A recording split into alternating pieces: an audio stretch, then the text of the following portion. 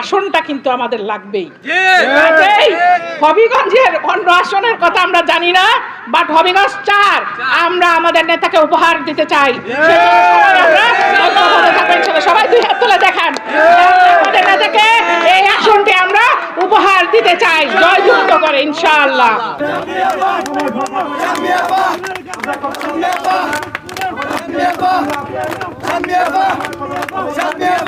আপনারা জানেন শহীদ রাষ্ট্রপতি জিয়াউর রহমান একজন অনন্য মানুষ ছিলেন, অনন্য উচ্চতার মানুষ ছিলেন। তিনি শহীদ হওয়ার পর তার জানাজায় যত মানুষ শরিক হয়েছিলেন,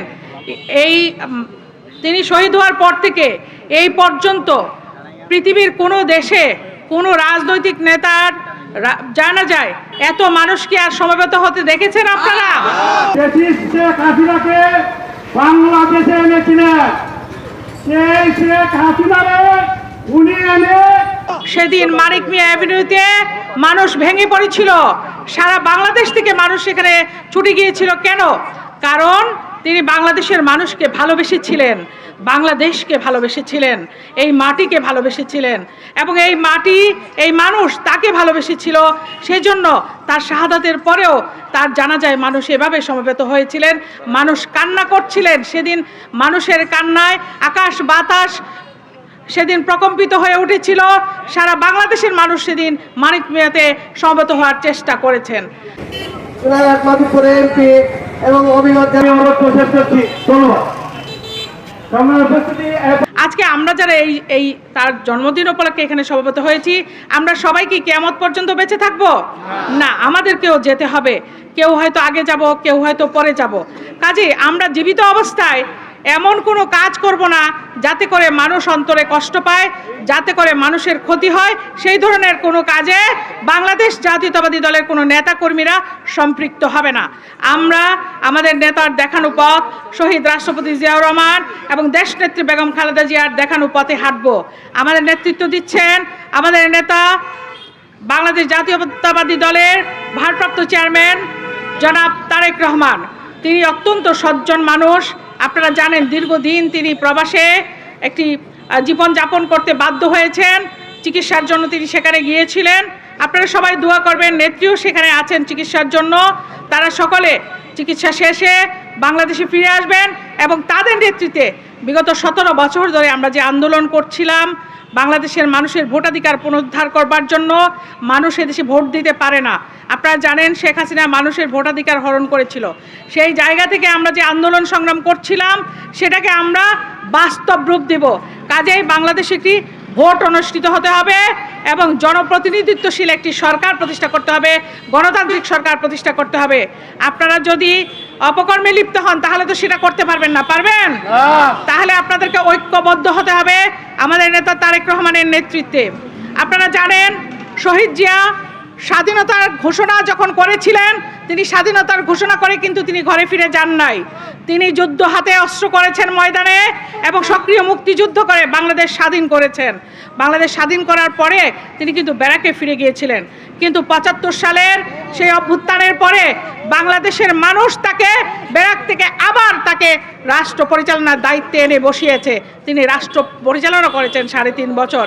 এই 3.5 বছরে তিনি বাংলাদেশের যে উন্নয়ন করেছেন, বাংলাদেশের গার্মেন্টস শিল্প আজকে যে জায়গায় দাঁড়িয়ে আছে সেটি জিয়াউর রহমানের হাত ধরে হয়েছে। বাংলাদেশের শ্রমিক রপ্তানি বিদেশে যেটা করে সেটাও শহীদ রাষ্ট্রপতি জিয়াউর রহমানের হাত ধরে হয়েছে। বাংলাদেশের যা কিছু ভালো সব কিছুর সঙ্গে আপনারা দেখবেন যে শহীদ রাষ্ট্রপতি জিয়াউর রহমানের হাত আছে। আপনি দেখেন সংবাদপত্রের সকল স্বাধীনতা আওয়ামী লীগ হরণ করে নিয়েছিল না? 4টি সংবাদপত্র রেখে তারা সকল সংবাদপত্র বন্ধ করে দিয়েছিল। গণতন্ত্রকে তারা হত্যা করেছিল বাকশাল কায়েমের মধ্য দিয়ে। সেই জায়গা থেকে বাকশালের পেট কেটে আওয়ামী লীগের পুনর্জন্ম দিয়েছিলেন শহীদ রাষ্ট্রপতি জিয়াউর রহমান।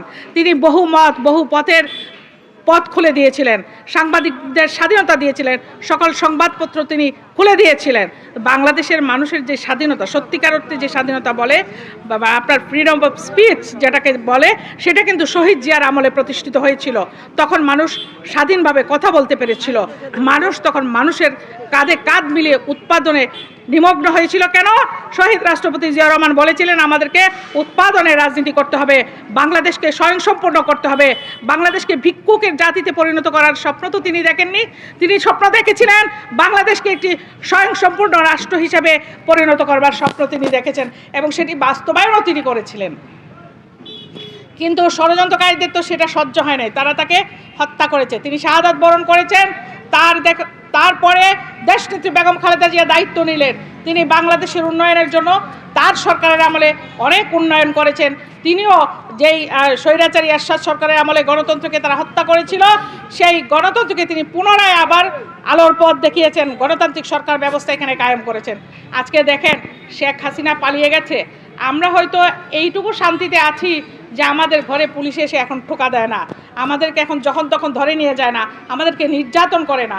এই আমাকে কতবার তারা গ্রেপ্তার করেছে, তারা আমাকে শারীরিকভাবে নির্যাতন করেছে, তারা আমার গায়ে আঘাত করেছে, কিন্তু তারা আমাকে বিরত রাখতে পারেনি আন্দোলন থেকে। আমি আন্দোলন সংগ্রাম করেছি, আমি দলের কাজ করছি, দলের কাজ করে যাচ্ছি। আপনাদের কাছে একটা কথাই বলতে চাই, এই যে চুনারুঘাট মাধবপুর আসনটি, এইখানে বাংলাদেশ জাতীয়তাবাদী দল থেকে নিশ্চয়ই একজনকে মনোনয়ন দেওয়া হবে। সে যেই হন না কেন, তিনি যদি কলাগাছ হন, সেই কলাগাছের পক্ষে আমাদের সবাইকে ঐক্যবদ্ধ থাকতে হবে।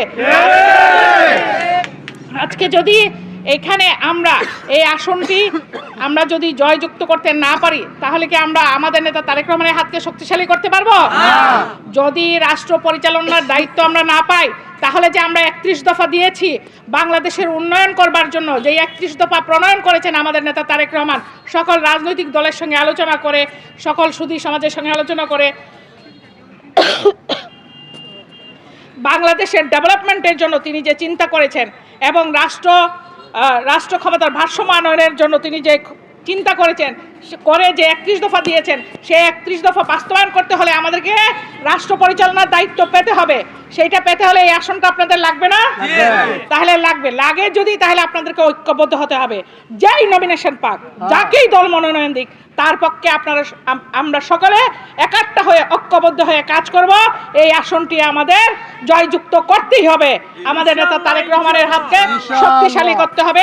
আজকের এই 89তম জন্মদিন শহীদ রাষ্ট্রপতি জিয়াউর রহমানের, এটি পালন করতে আমরা সবাই এখানে সমবেত হয়েছি।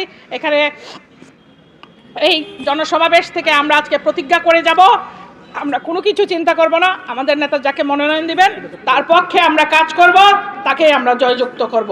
সেই পর্যন্ত আপনারা সকলে ঐক্যবদ্ধ থাকবেন।